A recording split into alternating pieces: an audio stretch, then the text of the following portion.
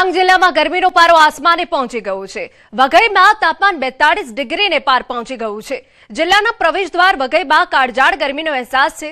બપોરના સમયે રસ્તાઓ સુમસામ ભાસી રહ્યા છે। કુદરતી સૌંદર્ય વચ્ચે ડાંગમાં હીટવેવની અસરના કારણે લોકોમાં ભારે અકળામણ થઈ રહી છે।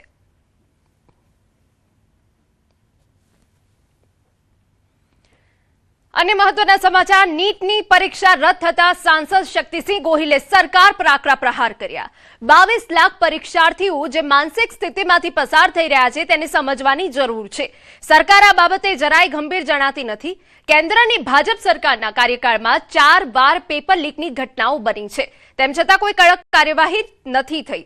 આકરા સવાલ ઉઠાવતા તેમણે કહ્યું, સરકાર પેપર લીકના આરોપીઓના વરઘોડા કેમ નથી કાઢતી, આરોપીઓના ઘર પર બુલડોઝર કેમ નથી ફેરવવામાં આવતું, આવા અનેક સવાલ કર્યા।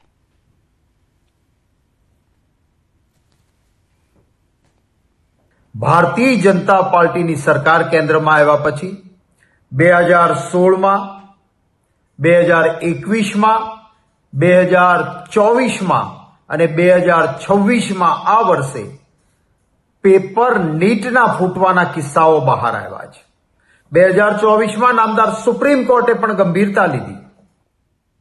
નીટની પરીક્ષા રદ થવાથી અમદાવાદમાં વિદ્યાર્થીઓમાં ભારે નારાજગી અને રોષ જોવા મળી રહ્યો છે। છેલ્લા 2 વર્ષથી દિવસ રાત એક કરીને ડોક્ટર બનવાનું સપનું સેવતા વિદ્યાર્થીઓની આકરી મહેનત પર જાણે પાણી ફરી વળ્યું છે। ફરી નીટની પરીક્ષા લેવાની જાહેરાત કરાઈ છે, ત્યારે સૌથી મોટો પ્રશ્ન એ છે કે ફરી લેવાનારી પરીક્ષામાં પારદર્શિકતા જળવાશે?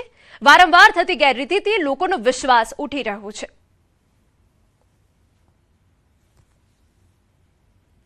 ત્રણ મહિના રોજ લેવાયેલી નીટની પરીક્ષા રદ કરવામાં આવી છે અને વિદ્યાર્થીઓ કે જેઓ 2 વર્ષથી મહેનત કરતા હતા, જે નીટની પરીક્ષાને લઈને તેઓએ જે મહેનત કરી હતી ને તેના પર પાણી ફરી વળ્યું છે અને વિદ્યાર્થીઓમાં હવે નિરાશા જોવા મળી રહી છે। વિદ્યાર્થીઓ આપણી સાથે છે, પહેલાં તેઓ પાસેથી જાણીશું શું નામ છે તમારું અને કેવી તૈયારી કરી હતી નીટને લઈને? મારું નામ શ્રેયા છે અને અમે લોકો 2 વર્ષથી ઇન્સ્ટિટ્યૂટમાં નીટ માટે મહેનત કરી રહ્યા હતા। ટીચર્સને એ બધાને બી બહુ અમારા પાછળ એમનું ટાઈમ આપ્યું છે, એફર્ટ્સ આપ્યા છે। સૌથી ટફ પાર્ટ કોઈ બી એક્ઝામ ફરીથી આપવી, જે ઓલરેડી આપી ચૂક્યા છીએ અમે લોકો, બસ કોઈ બી વસ્તુ ફરીથી સ્ટાર્ટ કરવું ઇઝ વેરી ડિફિકલ્ટ।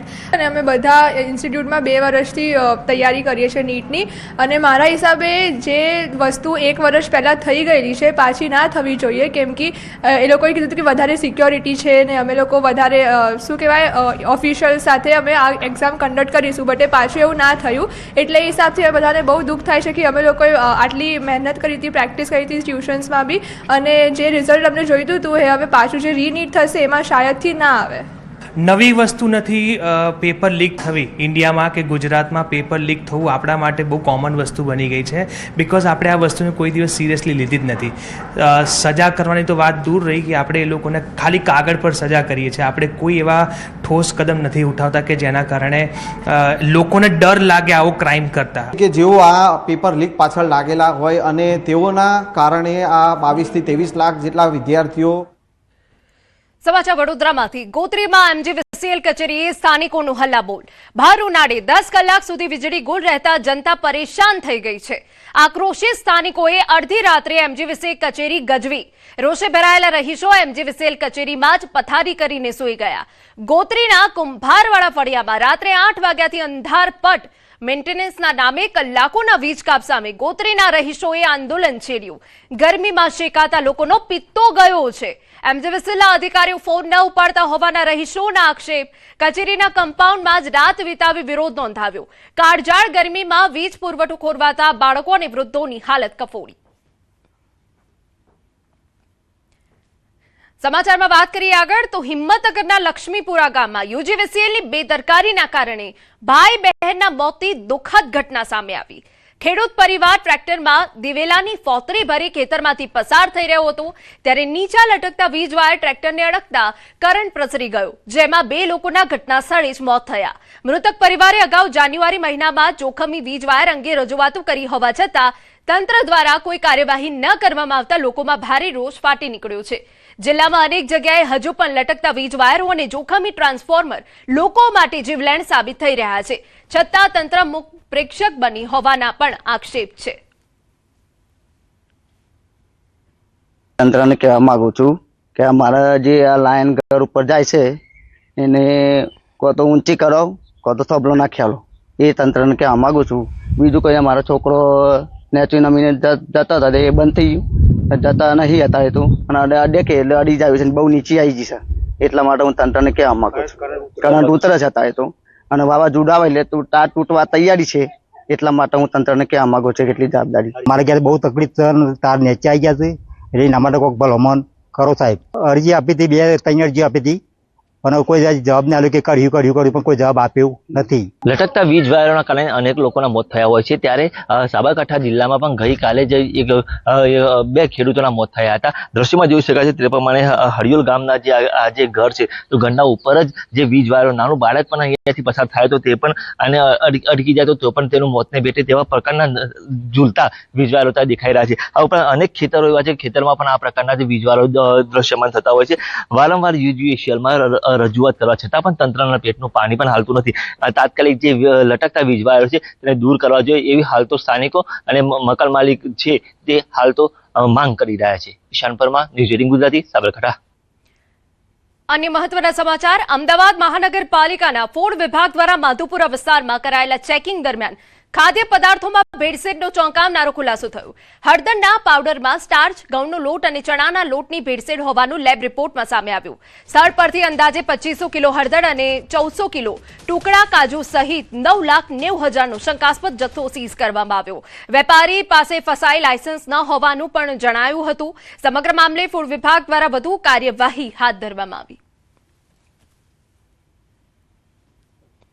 જેમાં મોટા પ્રમાણમાં હળદર અને કાજુના ટુકડાનો જથ્થો જોવા મળેલ.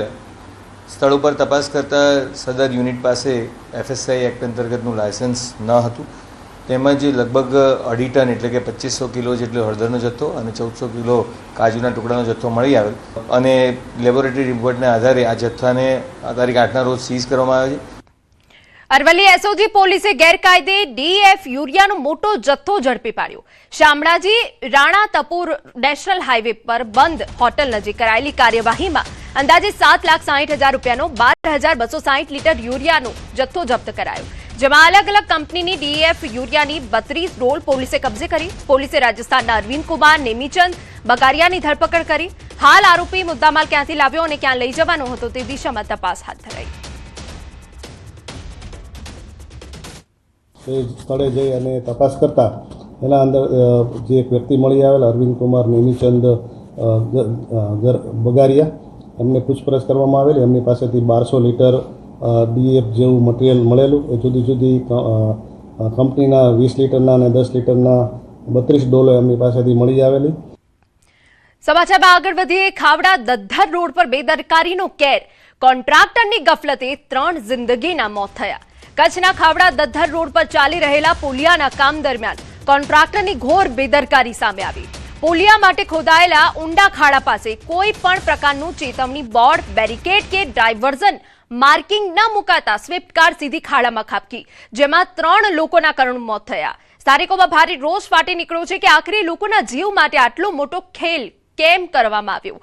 આ કામ જિલ્લા પંચાયત માર્ગ અને મકાન વિભાગ હેઠળ ચાલી રહ્યું હોવાનું સામે આવ્યું છે. સૌથી ગંભીર બાબત એ છે કે અકસ્માત બાદ પણ બાંધકામ શાખાના કાર્યપાલક ઇજનેર MA ટોપીવાલા તરફથી કોઈ સ્પષ્ટ જવાબ આપવામાં ન આવ્યો. 3 લોકોના મોત જેવી ગંભીર ઘટના બાદ પણ અધિકારીઓનું મૌન અનેક સવાલો ઉભા કરે છે. સ્થાનિકોમાં ચર્ચા છે કે શું કોન્ટ્રાક્ટર અને અધિકારીઓની મિલીભગતના જ કારણે સલામતીના નિયમોને બાજુએ મૂકવામાં આવ્યા હતા? જો સમયસર ચેતવણી બોર્ડ, બેરિકેડ અને યોગ્ય ડાયવર્ઝન કરવામાં આવ્યું હોત તો કદાચ આજે 3 પરિવારો ઉજળી ન ગયા હોત. હવે લોકો જવાબદારો સામે કડક કાર્યવાહી અને ગુનો નોંધવાની માંગ ઉઠાવી રહ્યા છે. આ બેરિકેડ લાગેલું હોત, આ માટીનો ઢગલો કરેલો હોત, એક ઢગલો અહીંયા છે, એક ઢગલો ત્યાં છે, જો એ કરેલો હોત તો સ્વિફ્ટ કાર ત્યાં સુધી પહોંચી શકે ખરી? આમાં તંત્રની ક્યાંક ને ક્યાંક પોતાને ગુનો છુપાવવાનો જે એ લોકોએ પ્રયાસ કર્યો છે, તો આમાં તંત્રને ક્યારેય માફ કરવામાં નહીં આવે.